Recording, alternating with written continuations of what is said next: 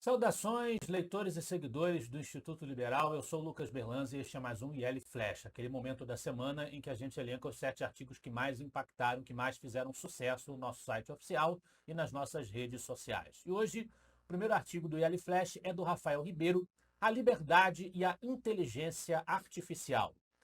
Não é segredo para ninguém que esse é um dos grandes temas do momento, que a inteligência artificial e o seu impacto são o que mais tem chamado a atenção pelas perspectivas que a inteligência artificial oferece de desenvolvimentos tecnológicos e de enfrentamento de problemas do cotidiano. Mas, ao mesmo tempo, a nossa civilização também se inquieta, como aconteceu no passado, ao tempo da grande revolução industrial, com os impactos laborais da inteligência artificial. E o artigo procura refletir sobre isso, sustentando que é preciso ter cautela para que burocratas, como de praxe, não criem regras exageradas para controlar a inteligência artificial, de modo a prejudicar os potenciais desenvolvimentos positivos que essa tecnologia nos pode oferecer e de modo a ameaçar o valor da liberdade. Então, é um alerta para que o assunto entre, sobretudo, na roda das discussões entre os liberais. Nós temos que pensar sobre isso, porque esse será um tema que desafiará o pensamento humano em todas as esferas ao longo das próximas décadas. Em falar em liberdade, nós temos que lembrar de exemplos em que os burocratas exatamente fizeram suas intervenções e estragaram tudo. É o caso da extinção dos cassinos no Brasil. É o artigo do Luan Sperandio, O Fim dos Cassinos no Brasil. Ele descreve o cenário da atividade econômica dos cassinos antes da proibição no governo Dutra e sustenta que, com o fechamento abrupto dos cassinos, muitos empresários e investidores perderam seus negócios da noite para o dia. Uma mudança drástica, sem transição, que levou a uma série de problemas econômicos, porque os cassinos eram grandes empregadores e a proibição resultou em demissões em massa, impactando diretamente a economia local. Além disso, o turismo, que também se desenvolveu em torno dos cassinos, sofreu uma queda considerável, deixando muitas cidades turísticas em dificuldades financeiras. É uma lição que os liberais precisam aprender para tentar ensinar as pessoas a defender perante o grande público o impacto pernicioso dessas intervenções da burocracia. Por falar no objetivo dos liberais de alcançar o grande público, temos um texto também do Luan Sperandio, A Armadilha do Estado Mínimo no Brasil. No texto, o Luan defende uma tese dele de que os liberais deveriam enfatizar menos a expressão Estado mínimo e falar mais em Estado necessário, porque Estado mínimo não seria uma agenda simpática à população mais pobre, seria mais adequado se nós falássemos em Estado necessário. E ele diz: se os liberais desejam ampliar sua relevância no cenário político brasileiro, precisam abandonar a abordagem simplista do Estado mínimo e encarar os desafios com empatia e sensibilidade à diversidade do país. É como se falar em Estado mínimo não fosse simpático, né, na interpretação do Luan.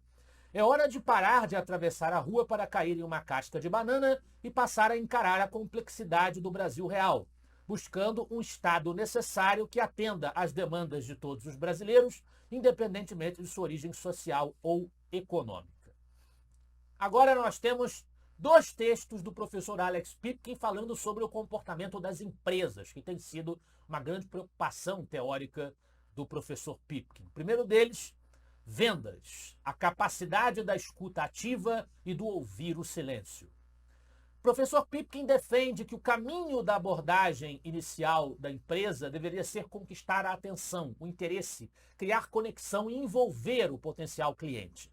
A verdadeira solução para os problemas do potencial cliente que a empresa pode proporcionar só pode ser descoberta por meio da formulação de perguntas certeiras e principalmente deixando o prospect falar sobre seus desejos, necessidades e dificuldades, essas que talvez nem ele saiba que tem.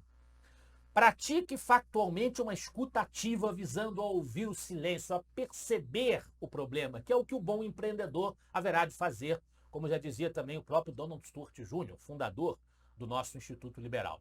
Dessa maneira, a probabilidade de o match acontecer é enormemente potencializada. E o outro texto, a mentalidade Me Too no campo empresarial. Ele diz que a maioria das empresas parece preferir ficar num mundo seguro, conhecido, tanto pelos clientes quanto pela concorrência, fazer a mesma coisa, é o Me Too, eu também, né? todos persistem trabalhando e brigando com foices com base nas soluções existentes nos mercados e segmentos.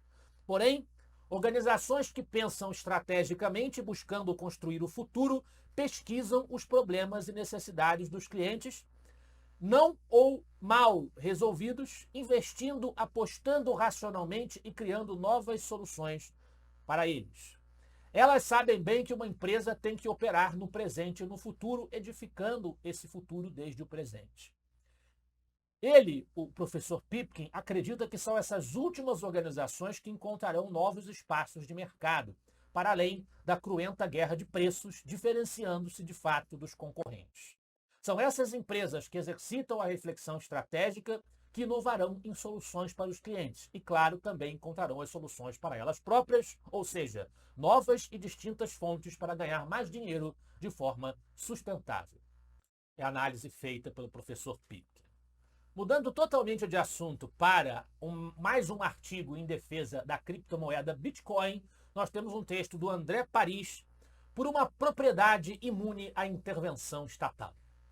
O texto é mais um que vem elogiar os méritos do Bitcoin. Uma das maiores ameaças à propriedade privada, diz-nos o texto, é a expropriação governamental.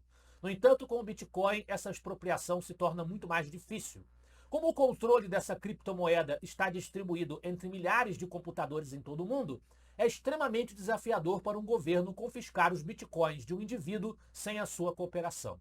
Além disso, o Bitcoin permite que os indivíduos mantenham a propriedade de seus ativos de forma quase anônima, se assim desejarem. Mesmo que as transações sejam públicas e registradas no blockchain, a identidade dos usuários envolvidos nessas transações geralmente permanece confidencial, exigindo informações adicionais para ser revelada. Isso oferece uma camada adicional de proteção contra a intervenção estatal, uma vez que o Estado não consegue rastrear, por meio de esforços razoáveis, a titularidade dessas moedas digitais.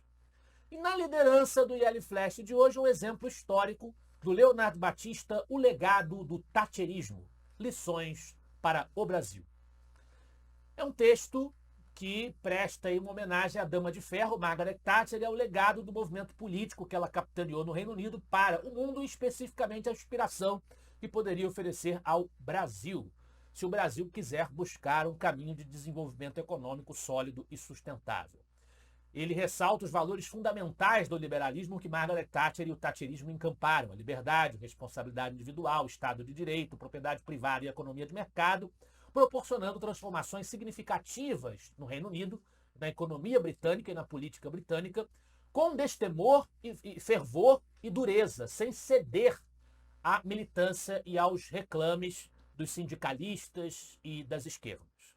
Esse é o legado de inspiração, de força, de vigor, de convicção que Margaret Thatcher pode oferecer às lideranças liberais brasileiras.